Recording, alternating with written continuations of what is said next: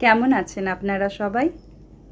আজ অনেক দিন পর আপনাদের সাথে কিছুটা সময় একটু গল্প করতে আসলাম।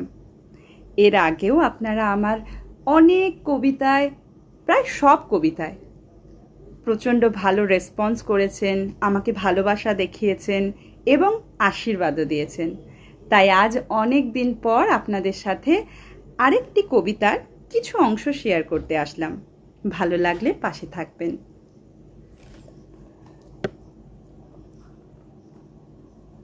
হস্তিনাপুরের এক গৃহবধূ, সেই আমি আবার জন্মেছি। ভারতবর্ষের দিকে যে মেয়েটি এই প্রশ্ন ছুড়ে দিয়েছিল, স্ত্রীকে পণ রাখবার অধিকার কে দিল স্বামীকে, তার মতো প্রতিবাদী 1000 বছর ধরে কখনো দেখেছ? সেই দিন নেশাগ্রস্ত রাজা যুধিষ্ঠির ভারত কাঁপানো সেই কুপ্রস্তাব পেশ করলেন। যিনি নন অতি খর্বা, অতি কৃষ্ণা বা রক্তাভ, পদ্মপলাশ চোখ সেই নারী দ্রৌপদীকে পণ রাখলাম। পৃথিবী তখনও কিন্তু ধ্বংস হয়ে যায়নি মানুষ। ভারতের ইতিহাসে বাকি ছিল আরো দুর্ঘটনা। সভাঘর ক্ষুব্ধ হলো, বৃদ্ধেরা ধিক্কার দিল, ভীষ্ম হতবাক। সেই দিন আপনারা জানেন, বিদুর এবং গুরু দ্রোণাচার্য 2 হাত মাথায় দিয়ে চুপচাপ মোহগ্রস্ত হয়ে বসে রইলেন। খুশি গোপন না করে যুধিষ্ঠির বললেন, কে কে জিতল? কে? পিন পতনের শব্দ শোনা যায়। সভাঘর এমন নীরব, 2 পক্ষ উদ্গ্রীব। শকুনির পাশা বলে উঠল, জিতেছি। উল্লাসে পাগল কর্ণ হেসে উঠলেন। আর ওই দুর্যোধন বললেন, প্রাতিকামী দাসী দ্রৌপদীকে নিয়ে এসো সভাঘরে। আমার প্রথম স্বামী অধমুখ, দ্বিতীয়ের অবরুদ্ধ ক্রোধ শান্ত করেন তৃতীয়। ফাল্গুন, তুমিও এত ক্লিপ ছিলে হায়। আমি প্রশ্ন পাঠালাম, প্রাতিকামী জেনে এসো প্রাজ্ঞদের থেকে, নিজেকে না দ্রৌপদীকে?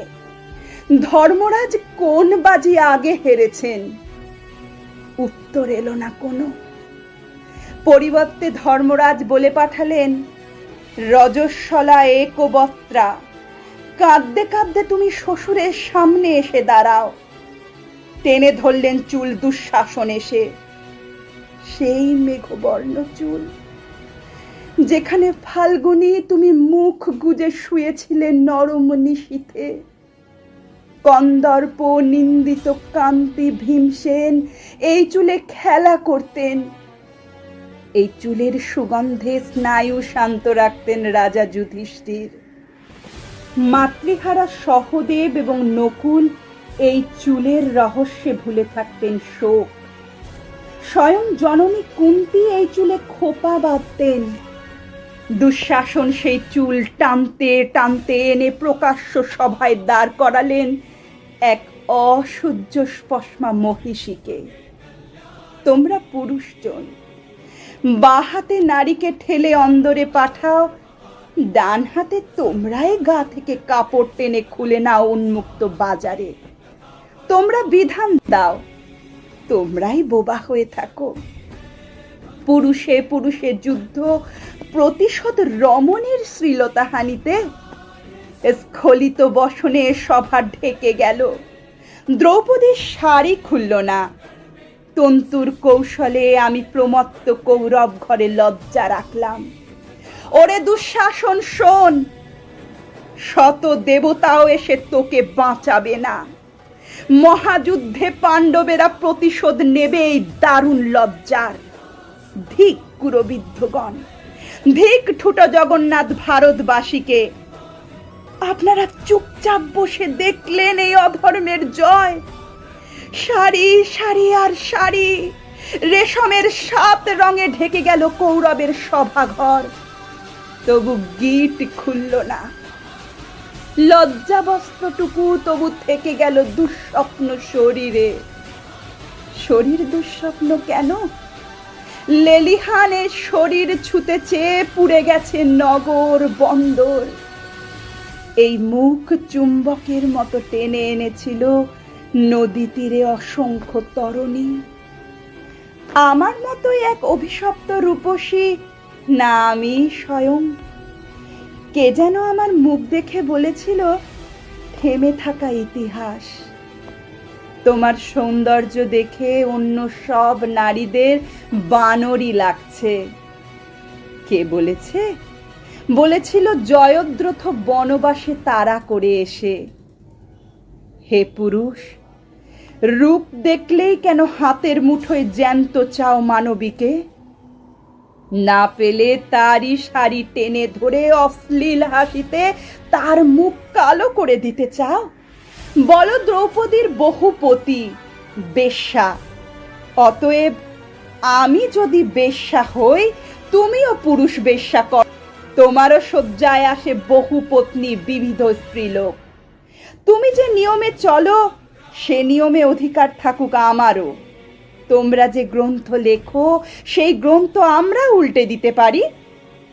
শোনো কর্ণ, শোনো সভাজন, তোমাদের ছাইপাশ বিধিনিষেধের দিকে একটি বঙ্কিম প্রশ্ন আমি। যখন আমি প্রশ্ন করি, তোমরা ভয় পাও। ভীষ্ম পিতামহ আমার, তুমিও মুখ লুকাও। ধৃতরাষ্ট্র বলুন, আমি কলঙ্কের যোগ্য কিনা আজ? শ্রীগাল গাধা উঠল ডেকে, অশুভ সব শক্তু মহারাজ। দুর্যোধন উরু দেখান, উরুর নিচে শানিত অপমান। হতচেতন যুধিষ্ঠির, বোঝেন না তো কিছুই মহাপ্রাণ। ঝড়ের মতো ফুঁসে ওঠেন একাই ভীমসেন। অর্জুনের আঙ্গুল তাকে স্নান্ত রাখে। এত সকল কাণ্ড শেষে ধৃতরাষ্ট্র আসরে নামলেন। বলেন তিনি, কৃষ্ণা, কি বর চাও বলো? তারপর আমি দুটি মাত্র বর চাইলাম। প্রথম বর, হে পিতা, যদি প্রসন্ন থাকেন তো এই বর দিন যে সর্বধর্মচারী যুধিষ্ঠির যেন দাসত্ব থেকে মুক্ত হন। দ্বিতীয় বরে দাসত্ব মুক্ত হোক বীর শ্রেষ্ঠ ভীমসেন, অর্জুন, নকুল ও সহদেব। বর চেয়েছিলাম করজোরে, দাঁতে দাঁত চেপে। যুধিষ্ঠিরের ধর্ম আর অর্জুনের গান্ডীবের প্রতি আমার সমস্ত সন্দেহ অপ্রকাশিত রেখে, বিশ্ববন্দিত স্বামীদের প্রতি আমার ক্রোধ আর সন্দেহ তো প্রকাশ করতে যাবে না। সভাজনের কাছে তারা হাস্যাস্পদ হবেন। ধৃতরাষ্ট্র তৃতীয় বর নিতে অনুরোধ করলেন। আমি নিলাম না, কারণ হে সভাজন, লোভে ধর্ম নাশ হয়। বৈশ্য 1 বর, ক্ষত্রিয়ানি 2 বর, রাজা 3 বর এবং ব্রাহ্মণ 100 বর নিতে পারেন। আপনাদের মহাগ্রন্থে এই বিধানই আছে। যে রাজ্যপাট যুধিষ্ঠির নিজ দোষে হারিয়েছেন, আমি তৃতীয় বর চেয়ে সেই রাজ্য ফেরত চাইব না। রাজ্য উদ্ধার করবেন আমার পৌরুষগর্বী স্বামীরা, কারণ আপনাদের মহাগ্রন্থে রাজত্ব বিস্তারই পৌরুষের শর্ত। আমার এই আশ্চর্য সিদ্ধান্তে সভা হতবাক হলো। শুধু কর্ণ বললেন, দ্রৌপদী দুঃখ সাগরে ডুবে থাকা পাণ্ডবদের নৌকোর মতো পার করলেন। ইতিপূর্বে আর কোনো নারী এরকম কাজ করেছেন বলে শুনিনি। আমার স্বামীরা মাথা নিচু করে বসে থাকলেন। এছাড়া আর কি বা আমি করতে পারতাম? অনেক পরে আমার ক্রোধ বিস্ফারিত হলো, যেদিন বনবাসের ঘরে কৃষ্ণ এসে সামনে দাঁড়ালেন।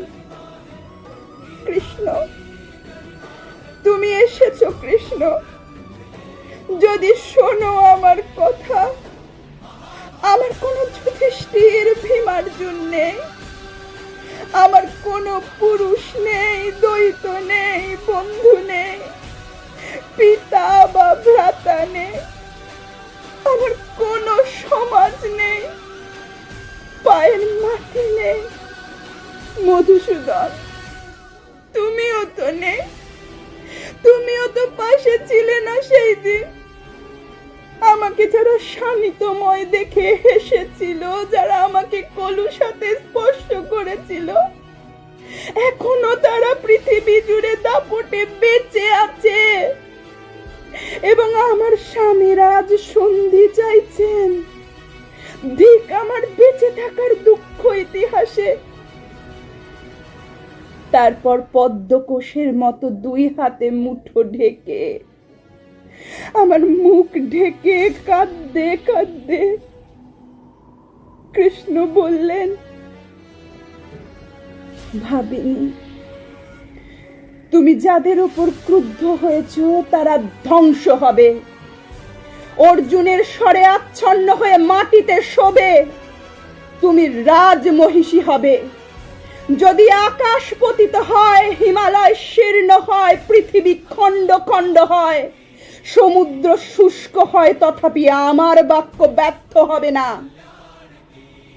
আমার অপমানের ক্ষতে সেই প্রথম মলম পড়েছিল, আমার মরুভূমির বালি সেই প্রথম অশ্রু শিখেছিল।